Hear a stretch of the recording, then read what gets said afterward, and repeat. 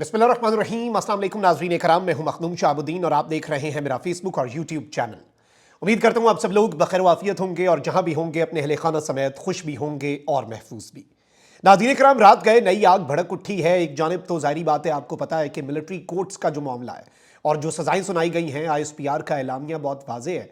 पाकिस्तान तहरीक इंसाफ ने अब बाज़ाब्ता तौर पर इस पर अपना रद्द-ए-अमल दिया। इससे पहले उमर अयूब ने बहुत वाज़ेह और दो टोक मौक़िफ़ दिया, लेकिन अब पाकिस्तान तहरीक इंसाफ ने बहुत बड़े खदशे का इजहार कर दिया है ऑफिशियली, और वो खदशा यह है कि इमरान खान साहब को भी अब मिलिट्री कोर्ट्स में ले जाया जाएगा और ये पहला कदम है। अब इस सब में एक तरफ तो ये डेवलपमेंट्स हैं, लेकिन वहीं दूसरी जानिब बहुत बड़ी डेवलपमेंट सामने आई है। जस्टिस मंसूर अली शाह ने एक और खत लिखा है, और जाहिर बात है कि इस वक्त आपको मालूम है कि जजेस की तैनाती का मामला चल रहा है। उस हवाले से रूल्स मेकिंग कमेटी जो है वो भी काम कर रही है। जस्टिस मंसूर अली शाह ने अदलिया में एजेंसीज की मुदाखलत और जो नए जजेस आने हैं सुप्रीम कोर्ट में, इस्लामाबाद हाई कोर्ट में और दीगर हाई कोर्ट्स में, उनकी तैनाती के अंदर पाकिस्तान की इंटेलिजेंस एजेंसीज उनकी मुदाखलत और उनके किरदार के हवाले से जस्टिस मंसूर अली शाह ने एक बॉम्बशेल फोड़ा है। इससे पहले एजेंसियों के किरदार पर एक खत लिखा गया था इस्लामाबाद हाई कोर्ट के 6 जजेस की तरफ से, और अब जो खत है यह पाकिस्तान के सीनियर मोस्ट जज की तरफ से है। चीफ जस्टिस याहिया अफरीदी साहब is not the senior most. अभी भी अगर सीनियरिटी देखें आप और 26वीं आईनी तरमीम को साइड पे कर दें तो सीनियर मोस्ट जज जस्टिस मंसूर अली शाह हैं। सीनियर प्यूनी जज of the supreme court of Pakistan ने खत लिख दिया है और एजेंसीज के किरदार पर एक बहुत अहम तरीन स्टैंड लिया है। ये दो बड़ी खबरें हैं, जल्दी जल्दी आपके सामने रख देते हैं। इस वक्त नाज़रीन कराम, जो फौजी अदालतों के हवाले से स्टेटमेंट आई है ISPR की और जो सजाएं सुनाई गई हैं, और उसमें यह तक कहा गया है कि असल इंसाफ उस दिन होगा जब मास्टरमाइंड और प्लानिंग करने वाले का एहतसाब होगा और उसे सजा होगी। उस दिन बेसिकली असल में जो चीज है वो सामने आएगी। अब यहां पर जो चीज है, जो नुक्ता है, वो आपने समझना है कि पाकिस्तान तहरीक इंसाफ के जो अपोजिशन लीडर हैं उन्होंने तो स्टेटमेंट दी। अब पाकिस्तान तहरीक इंसाफ के जनरल सेक्रेटरी जो हैं सलमान अकरम राजा, उन्होंने प्रेस कॉन्फ्रेंस की है और उन्होंने कहा कि फौजी अदालतों का फैसला गैर आईनी है और बानी PTI इमरान खान को फौजी अदालतों के सामने पेश करने का मंसूबा है। यानी कि ये जो फैसला है इसमें अल्टीमेट जो ग्रेटर पिक्चर है, जो बिगर पिक्चर है, PTI ने जो देखा है इसमें वो यही है कि फैज हमीद वाला प्रेस रिलीज, वो चार्जशीट और आज का जो फैसला है, इन दोनों चीजों को मिलाकर अगर पढ़ लें आप तो इसका एक ही मतलब है कि इमरान खान साहब फौजी अदालतों में जाएंगे और उनका केस वहां पर चलेगा। सलमान अकरम राजा ने कहा कि अगर बानी PTI को फौजी अदालतों में पेश किया गया तो यह बहुत बुरा दिन होगा। जो जुल्फिकार अली भुट्टो के साथ हुआ, हम अभी तक उससे निकल नहीं सके। ये बहुत बड़े खदशे का इजहार है।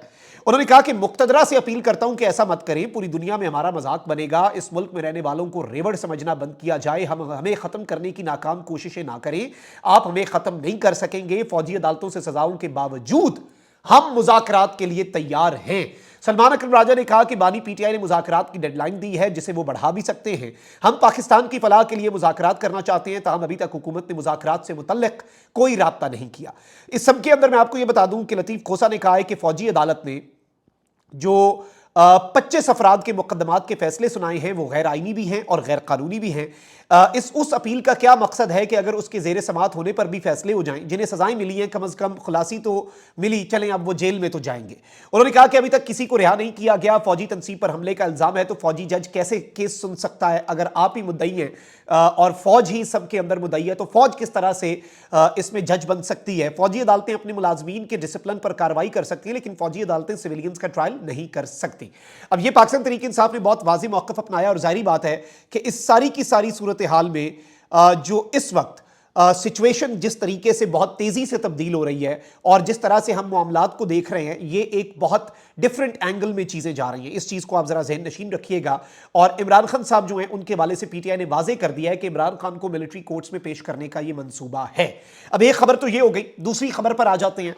नाज़रीन इकराम, यहां पर जो इंपॉर्टेंट चीज है वो ये है कि सुप्रीम कोर्ट ऑफ पाकिस्तान में जो मामलात चल रहे हैं, आईनी बेंच और फिर 26वीं आईनी तरमीम पे फुल कोर्ट का ना बनना, जस्टिस याह्या अफरीदी साहब पाकिस्तान की तारीख के बेइख्तियार तरीन चीफ जस्टिस, और फिर जस्टिस अमीनुद्दीन साहब जो हैं अब वो लंबे अरसे तक आईनी बेंच के सरबराह रहेंगे और उसके बाद फिर जो होगा वो आपको पता है।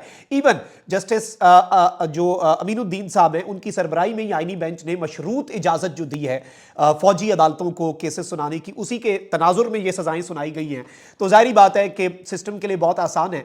अब यहां पर जो रूल्स मेकिंग कमेटी है, जो रूल्स बनाने वाली कमेटी है, उसमें मैं आपको ये बता दूं कि जस्टिस मंसूर अली शाह साहब ने उसे भी खत लिखा और उस कमेटी के जो सरबराह हैं उन्हें भी कहा कि जी आप चीज़ों को देखें और जो जजेस की तैनाती है उसमें बेदाग करियर बहुत इंपॉर्टेंट है। अब इसमें मैं आपको ये बता दूं कि chief justice of Pakistan justice Yahya Afridi की सरबराही में होने वाले जुडिशल कमीशन के इजलास से पहले जस्टिस मंसूर अली शाह साहब जो हैं उन्होंने एक और खत लिख दिया।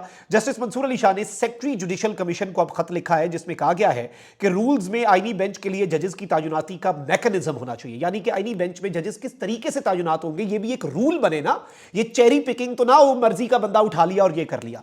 खत में कहा गया है कि आईनी बेंचेस में कितने जजेस होंगे इसका मैकेनिज्म बनना बहुत जरूरी है। आईनी बेंचेस में जजेस की शमूलियत का एक पैमाना बन जाए वो तय होना बहुत जरूरी है।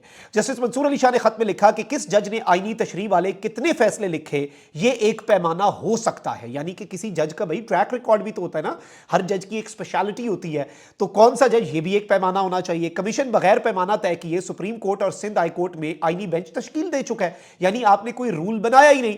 अब इस सब के अंदर सुप्रीम कोर्ट के सीनियर तरीन जज जो हैं उन्होंने जजेस की तैनाती से मुतल्लिक रूल्स पर मजमूई राय भी दी। जो जजेस की नए जजेस की तैनाती है, एक तो आईनी बेंच के वाले से कहा कि पैमाना बनाएं, कोई पैमाना होता है ना, जज की तैनाती का एक पैमाना है, ठीक है जी। चीफ जस्टिस का भी एक पैमाना तो है ना कि टॉप 3 में से एक को आपने चीफ जस्टिस बनाना है, ठीक है।